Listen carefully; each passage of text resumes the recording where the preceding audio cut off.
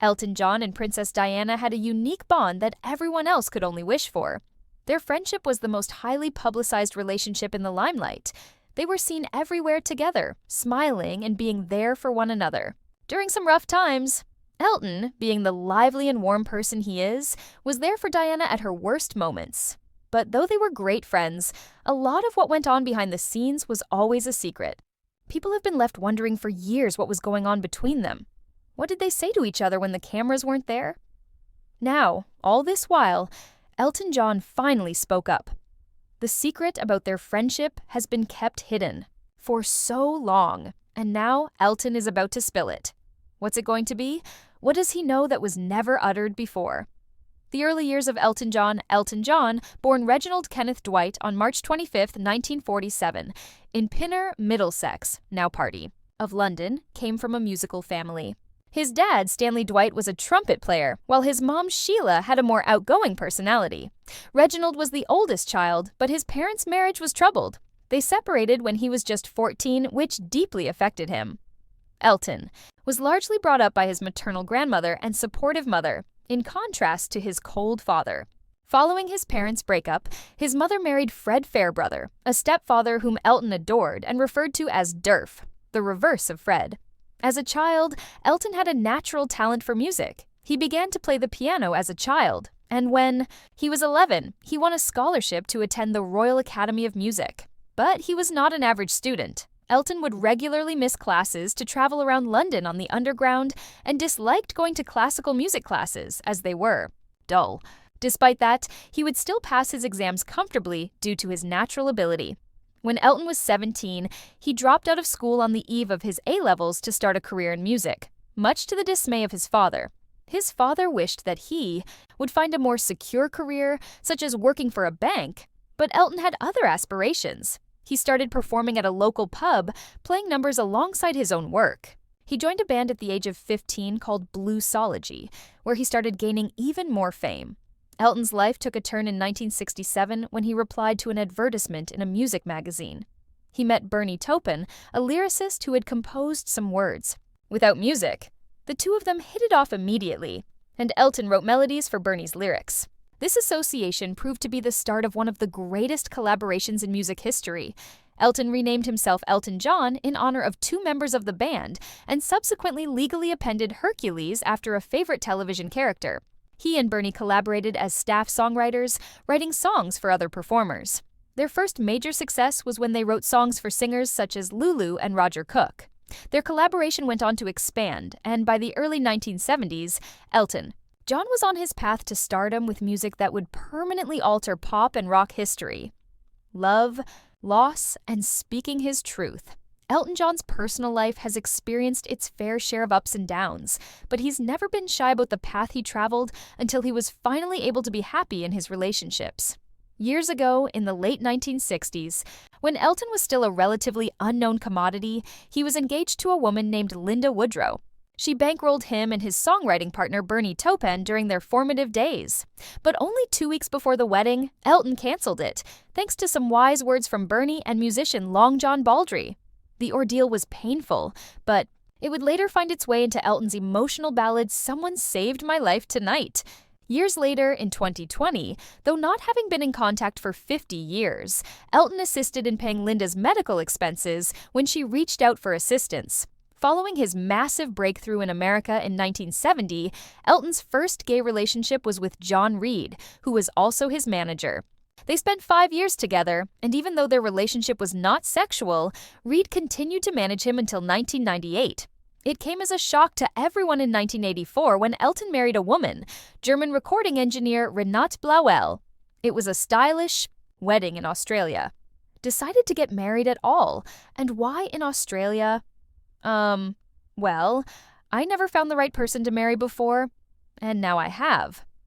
But nothing was as it appeared. During their honeymoon, Elton informed her that he wished to terminate the marriage, and she subsequently informed him that she had tried to commit suicide.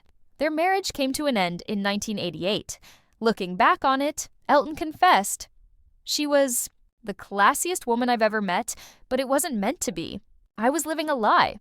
Elton came out as bisexual in a 1976 Rolling Stone interview. Other people aren't happy because they're being sexually. If you think you're gay, it's a whole trip for a start. Later, in 1992, he told the magazine, "I'm quite comfortable about being gay." In 1993, Elton met David Furnish, a Toronto filmmaker. They were strong from the very beginning. On December 21, 2005, the date civil partnerships came into law in the UK. They formalized their union. When same-sex marriage came into law in 2014, they remarried on their civil partnership anniversary. They also have 2 surrogate sons, Zachary and Elijah, and are godparents to some celebrity offspring, including Brooklyn and Romeo Beckham. Elton has also never been afraid of speaking out. He once commented in The Observer, "Religion has always tried to turn hatred toward gay people. It turns people into hateful lemmings." He's also had death threats for things said, like naming Jesus, a compassionate, super intelligent gay man. Even during the uproar, Elton remains a firm advocate for love, equality, and self-honesty. Elton John's lavish lifestyle and spending habits. Elton John is famous not only for his songs and outrageous stage wear, he's also well known for living lavishly. In 2009, the Sunday Times Rich List approximated his net worth at £175 million, approximately $265 million, making him one of the wealthiest in Britain. By 2019, his net worth had ballooned to an impressive $320 million, ranking him among the top 10 wealthiest personalities in the British music industry. He has several fabulous houses all over the world, his primary home Woodside in Old Windsor, stunning locations in London, Los Angeles, Atlanta, Venice, and Nice. His French residence is located on the upmarket Montbaron. In addition to all that property, Elton's an avid art enthusiast. He's particularly renowned for acquiring photographs and is reported to possess one of the world's largest private photographic collections. But it's not merely about having things. Elton isn't reluctant to spend either. In a 2000 interview, he freely confessed to having spent $30 million in less than 2 years. That's about $1.5 million per month. Some of it went into houses, but he also supposedly spent close to $293,000 on flowers alone within that period. In 2001, having a realization that he hardly had time to relish his luxury cars, auctioned 20 of them at Christie's. One such car was a 1993 Jaguar XJ220, which was sold for $234,750. The entire sale collected nearly $2 million. 2 years later, in 2003, he auctioned the interior of his Holland Park residence to accommodate more of his contemporary art collection. Constantly brainstorming how he could give back, Elton has operated an annual pop-up shop known as Elton's Closet, where he auctioned off his second-hand clothes to donate funds to charity since 2004. His name showed up in the Pandora Papers in 2021, a massive leak revealing celebrities and politicians said to have utilized tax havens, the early life of Princess Diana. Princess Diana was born on July 1, 1961, at Park House in Sandringham, Norfolk. She was the 4th of 5 children born. To John Spencer, Viscount Althorp, and Frances Spencer née Roche, who were both from a titled family and had close associations with the British royal family. Indeed, each of Diana's grandmothers had been ladies-in-waiting to Queen Elizabeth, the Queen Mother. The family wished for a boy to continue the Spencer name, so it took them a week to decide on a name, Diana Frances, after her mother and an ancestor who had once been considered as a bride for a future king. As a child, Diana was lovingly referred to as Duke by her family, paying homage to her royal heirs even as a child. Diana was christened at St. Mary Magdalene Church, close to her residence, on August 30th, 1961. Diana had 3 surviving siblings, Sarah, Jane, and Charles. Her infant brother John died before she was born. The loss and the pressure of having to deliver a male heir strained her parents' marriage. Her brother Charles once declared, "It was a dreadful time for my parents and probably the root of their divorce because I don't think they ever got over it." Following her parents' breakup in 1967, Diana stayed with her mother in London temporarily. But towards the end of Christmas that year, her father refused to let her come back. With assistance from her maternal grandmother, he gained full custody of Diana. Her father married again in 1976 to Reine, Countess of Dartmouth.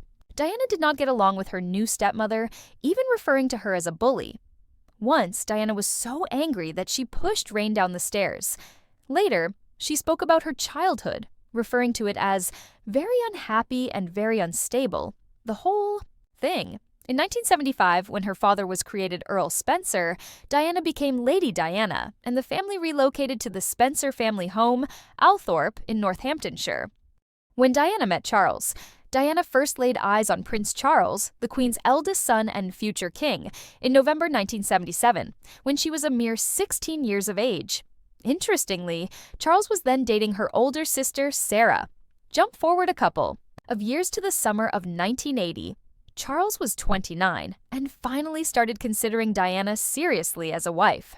Things progressed rapidly after that. He asked her to spend a sailing weekend on the Royal Yacht Britannia and then come to Balmoral Castle in Scotland to see his family. Diana impressed everyone, including the Queen, Queen Mother, and Prince Philip.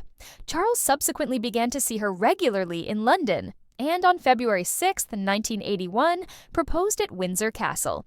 Diana accepted, but kept it a secret for more than 2 weeks. Their engagement was formally announced on February 24, 1981. Diana, who was then an assistant nursery teacher, chose her own engagement ring. She lived in Clarence House and subsequently Buckingham Palace, where she spent the preceding months to the wedding.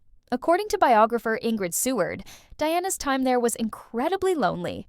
Despite loneliness, Diana publicly appeared with Charles for the first time in March 1981 at a charity ball where she met Princess Grace of Monaco. Diana broke tradition as the first English woman to wed the future king in more than 300 years, and the first royal bride to have worked for pay before engagement. On July 29, 1981, Charles married Diana at St. Paul's Cathedral in what the world referred to as a fairy tale wedding. She was 20. An estimated 750 million viewers saw the wedding on television, and 600,000 believers queued up in the streets. At the altar, Diana accidentally reversed Charles's names, referring to him as Philip Charles rather than Charles Philip, and decided to omit the usual vow to obey him. A surprising and radical step at the time. She had a dress that cost $9,000, featuring an eye-catching 25-ft long train. Only a few years after her marriage, the Queen inducted her into the family, allowing her to wear Queen Mary's Lover's Knot tiara and granting her the royal family, Order of Elizabeth II. Diana's journey with William and Harry. Following their wedding, Diana and Prince Charles spent time between two residences, London's Kensington Palace and Highgrove House in the countryside around Tetbury. On November 5, 1981, a few months after the wedding, the royal family joyously announced that Diana was pregnant with her first child. But behind the scenes, it was not always plain sailing. At only 12 weeks pregnant, Diana tumbled down a staircase at Sandringham. Despite being bruised, the unborn baby was okay. Later, Diana confessed that she had thrown herself down the stairs because she was so inadequate. It was a cry for help at a very lonely and emotional moment. On June 21, 1982, Diana gave birth to her first child, Prince William. Following motherhood, she also suffered from postpartum depression, a subject not often discussed within royal circles during those days. Nevertheless, Diana remained devoted to being hands-on. She shocked many by taking baby William with her on her first major royal tour to Australia and New Zealand. Initially, she hadn't intended to do so, but was persuaded by Australian Prime Minister Malcolm Fraser's suggestion. Her choice was highly applauded and endeared her to the public even more. 2 years after that, on September 15, 1984, Diana gave birth to her second son, Prince Harry. She was once quoted as saying that she and Charles were closest when she was pregnant with Harry. She knew she was carrying a boy but refused to tell anyone, least of all Charles, who had been longing for a daughter. Diana defied tradition in the way she parented. She named both her sons, sacked the royal nanny, and employed her own, selected their schools and outfits, and even took them to school herself whenever possible. Her life was dictated by theirs. She once joked that Harry was naughty just like me and referred to William as my little wise old man, someone she relied on emotionally by the time he was in his early teens, Diana and Charles's troubled marriage. 5 years into their marriage, the fissures between Diana and Charles were impossible to miss. Their natures conflicted, the age difference was glaring, and both felt further apart. By 1986, Diana had begun a romantic affair with James Hewitt, the family's former riding master, while Charles had rekindled his past passion with Camilla, Parker Bowles. There were rumors for years that Hewitt could be Prince Harry's father due to their resemblance, but this was consistently denied. Actually, Harry was born 2 years prior to Diana and Hewitt even starting their affair. By 1987, there was no doubt that things were not right between Diana and Charles, and the press began to refer to them as the Glums because of their chilly and awkward public appearances. In 1989, Diana confronted Camilla at a birthday party and told her, "I know what's going on between you and Charles, and I just want you to know that." Elton. It got even more complicated in 1992 when Andrew Morton released Diana, Her True Story, such as Diana's inner turmoil and even suicidal tendencies. Though she claimed not to have directly been involved, it was discovered later on that Diana had secretly taped the interviews for the book. On those tapes, she tearfully testified, "Charles made me feel so inadequate in every possible way that each time I came up for air, he pushed me down again." That same year, tapes of Diana's private phone calls were leaked, followed by another scandal called Tampongate between Charles and Camilla. The couple formally separated in December 1992. Diana also talked of being deeply in love with a man, believed to be her ex-bodyguard, Barry Manicky. On tapes made by her voice coach, she told him she'd been willing to give all this up and just live with him. Sadly, Manicky died in a motorcycle accident shortly afterwards. Although the Queen and Prince Philip tried to repair the marriage, both Diana and Charles had mentally checked out. Their marriage had gone beyond repair. The interview that changed everything. In 1995, Princess Diana made history when she sat down with journalist Martin Bashir on BBC's Panorama. This was no run-of-the-mill royal interview. It was raw, emotional, and personal. Diana spoke candidly of her infidelities and verified that she and Prince Charles had both been unfaithful.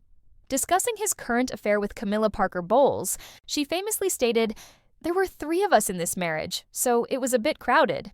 She also doubted whether Charles was fit to reign and conceded that she had struggled with mental illnesses, including depression, bulimia, and self-injury. "I was ill with postnatal depression," she said, describing how she was frequently alone and under stress. Subsequently, it was revealed that Bashir had employed forged bank documents to influence Diana and her brother to have faith in him. Inquiry headed by Lord Dyson established that Bashir had played on Diana's fears and paranoia, which Prince William later publicly condemned. The interview was the last straw. Within a month, in December 1995, Queen Elizabeth wrote to Diana and Charles alike, calling for them to divorce. Charles obliged in double time, and Diana soon stated her own in February 1996, shocking Buckingham Palace by breaking the news ahead of all finalization. That same year, things got messier when Diana accused Charles's assistant, Tiggy Lega Burke, of having an abortion.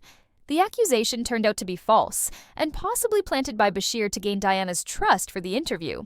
Diana's private secretary resigned over the scandal, later revealing she had exulted in making the claim.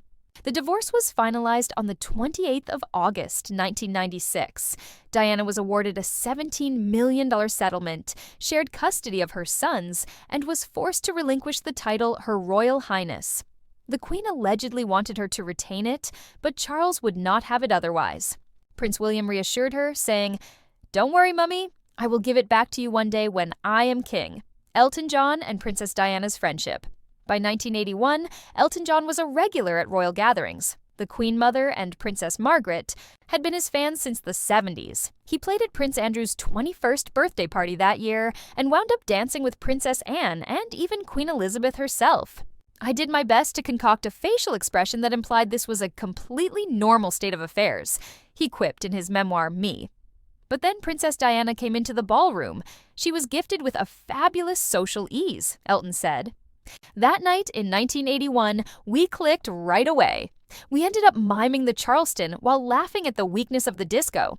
That evening marked the beginning of a profound friendship that endured highs and lows. They became united through their moi-based mutual humor, fame, and suffering. "Over the years I knew her, she was fabulous company. The best dinner party guest, incredibly indiscreet, a real gossip," Elton recalled. He also remembered one rowdy instance at a dinner party when Diana and actor Richard Gere were in intense discussion, much to the dismay of Sylvester Stallone. It was apparent Diana and Richard were smitten with each other. Stallone wasn't pleased, he remembered. There ensued a near fistfight, but Diana remained serene and gracious. She was completely unruffled. Diana's warmth was felt far beyond the world of celebrity. Elton admired her courage, particularly the time she held hands with an AIDS victim. At that moment, she altered the public perception of AIDS forever, he said. However, they had a bad spell in 1997 due to a charity book scheme. Diana pulled out at the last minute, and Elton was upset. She wrote a formal letter beginning with, "Dear Mr. John," and they didn't talk for some time. She seemed to be losing touch with people who were honest with her, he fretted. But after Gianni Versace's tragic murder, Diana called Elton. "I'm so sorry. It was a silly falling out. Let's be friends," she said. They reunited, laughed, and made plans to meet again. Sadly, that meeting never happened. Princess Diana's death. On August 31st, 1997, Diana, Princess of Wales, died in a car accident in the Pont de l'Alma tunnel in Paris. Her driver was attempting to outrun the paparazzi, and the accident also killed her companion Dodi Fayed and their driver Henri Paul. Diana was taken to a hospital, but was declared dead at approximately 4 a.m. Her funeral, conducted on September 6, 1997, was viewed by millions across the globe. It was one of the most viewed events in history, with over 2.5 billion people watching. Diana was later that day buried at Althorpe, her family estate, on an island in its grounds. Her grave was selected for privacy so that her sons, William and Harry, and other relatives could visit her in peace. Although there were initial plans to bury her in a church vault in Great Britain, fears for public safety resulted in her being buried at Althorpe. Lord Spencer, Diana's brother, praised Diana during the funeral service, saying she proved in the last year that she needed no royal title to continue to generate her particular brand of magic. This scene, along with the eloquent funeral service, captured the affection and regard the people had for Diana. The first probe into Diana's death found that her chauffeur, Henri Paul, was drunk, speeding, and under the influence of prescription medication when the accident happened. But Dodi's father, Mohammed Al Fayed, thought the accident was intentional and blamed MI6 and Prince Philip for plotting it. In 2004, a British inquest began, and in 2008, the jury reached a verdict that the deaths resulted from unlawful killing by Paul's careless driving and the chasing paparazzi.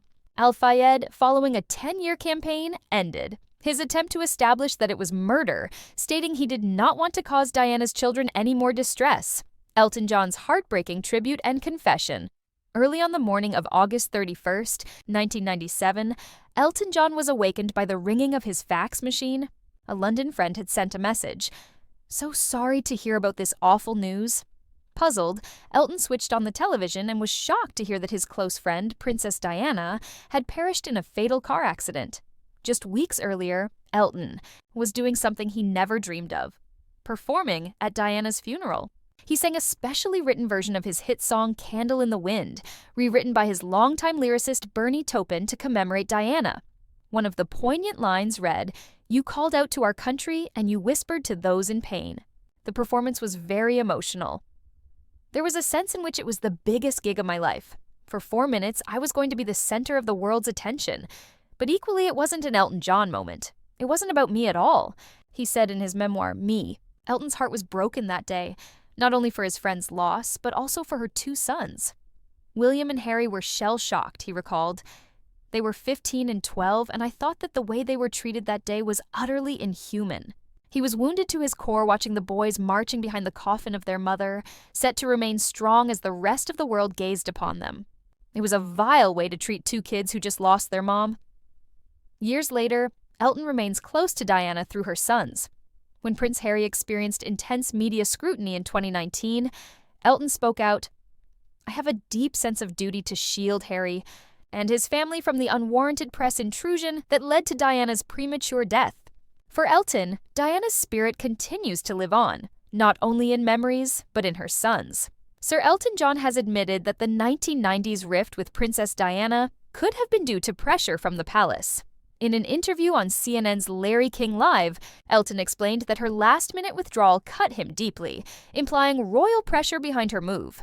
Titles and honors to Lady Diana. Diana was born with the name The Honourable Diana Frances Spencer. Upon her father's promotion as Earl Spencer in 1975, she was accorded the title of Lady Diana Spencer. When she married Prince Charles, she became Her Royal Highness the Princess of Wales, in addition to other titles such as Duchess of Rothesay and Countess of Chester. After her 1996 divorce, she was Diana, Princess of Wales, but without the Her Royal Highness title. Although most referred to her as Princess Diana, this was never an official title. A few still call her Lady Diana Spencer or Lady Di. There were discussions of restoring her HRH title after her death, but her family determined it would not have been her choice. Elton John and Princess Diana had an intimate and private friendship founded on mutual trust and respect. Despite their contrasting environments, Diana being part of the royal clique and Elton being a pop music icon internationally, their camaraderie was sincere and well-meaning. Elton always looked up to Diana for being kind-hearted and for her charity efforts, and he was always willing to stand beside her in rough times.